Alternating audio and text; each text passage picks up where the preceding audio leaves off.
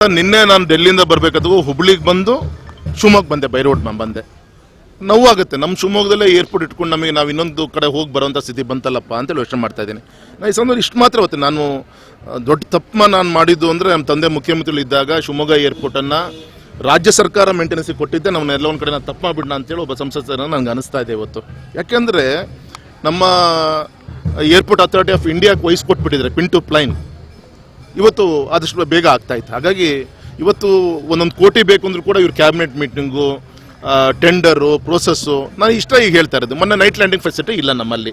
Instrument ಬಂದಾಯ್ತು, 3 ತಿಂಗಳಾಯಿತು. 1-2-3 ಕೋಟಿ ಬೇಕು ಕಾಮಗಾರಿಗೆ. ಅದು ಟೆಂಡರು ಅಂತೇಳಿ 2-3 ತಿಂಗಳು ಸಮಯವನ್ನು ಹಾಳು ಮಾಡಿದೆ.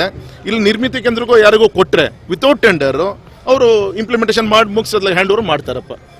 ದುಡ್ಡು ಕೊಡೋಕ್ಕೂ ಟೈಮ್ ಕಿಲ್ ಆಗ್ತಾ ಇದೆ, ಇಂಪ್ಲಿಮೆಂಟೇಷನ್ ವರ್ಕ್ ಆಗಲಿಕ್ಕೂ ಕೂಡ ಇವತ್ತು ಈ ಥರ ಮಾಡ್ತಾ ಇದ್ದಾರೆ. ಇದರಿಂದ ನಮಗೆ ಬರುವಂಥ ಅನೇಕ ಅವಕಾಶಗಳು ಬೇರೆ ಕಡೆಗೆ ಹೋಗುವಂಥ ಚಾನ್ಸಸ್ ಕಾಣ್ತಾ ಇದೆ. ಈಗೂ ಕೂಡ ಸರ್ಕಾರಕ್ಕೆ ನಾನು ವಿನಂತಿ ಮಾಡ್ಕೊತೇನೆ, ಆದಷ್ಟು ಬೇಗ ಕಾಮಗಾರಿಗಳನ್ನು ಮುಗಿಸಿ ನೈಟ್ ಲ್ಯಾಂಡಿಂಗ್ ಫೆಸಿಲಿಟಿಯನ್ನು ಆಪ್ರೇಟ್ ಮಾಡ್ಲಿಕ್ಕೆ ಕೊಟ್ಟರೆ ನಾನು ಮುಂದೆ ಡೆಲ್ಲಿಲಿ ಪ್ರಯತ್ನ ಮಾಡಿ ಇನ್ನೂ ನಂಬರ್ ಆಫ್ ಫ್ಲೈಟ್ಸನ್ನು ಇಲ್ಲಿ ತರಲಿಕ್ಕೆ ನಾನು ಪ್ರಯತ್ನ ಮಾಡ್ಬೋದು. ಇಲ್ಲಾಂದರೆ ಈ ರೀತಿ ಮೋಡದ ವಾತಾವರಣ ಇದ್ದರೆ ಎಷ್ಟೋ ಫ್ಲೈಟ್ಸ್ಗಳು ಕ್ಯಾನ್ಸಲ್ ಆಗುತ್ತೆ.